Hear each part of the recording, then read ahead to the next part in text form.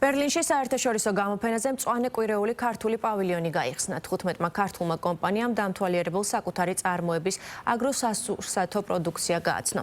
ქართულ პავილიონში წარმოდგენილი იყო ღვინო, სპირტიანი სასმელები, ორგანული წვენები, თაფლის ანელებლები, ასევე ხილისა და ბოსტნეულის საკონსერვო ნაწარმი. ქართული სტენდის სტუმრებს ქართული კერძების დაგემოვნების საშუალებაც ჰქონდათ. მწვანე კვირეული მსოფლიოში ერთ-ერთი უმსხვილესი გამოფენაა, რომელიც სოფლის მეურნეობის, სურსათისა და მებაღეობის სექტორებს მოიცავს. გამოფენა 16 იანვარს გაიხსნა და 25 იანვარს დასრულდება.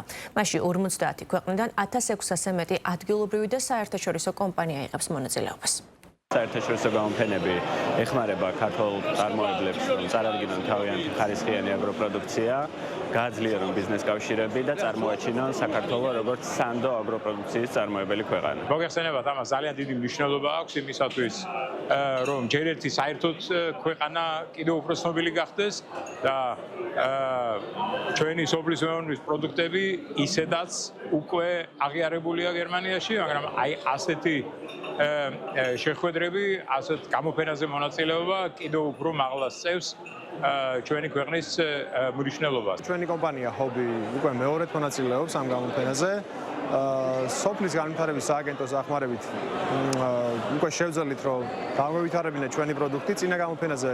მხოლოდ თაფლით ვიყავით წარმოდგენილები და დღეს უკვე დავამატეთ ჩვენს წარმოებას, თაფლის ლიქიორის წარმოება.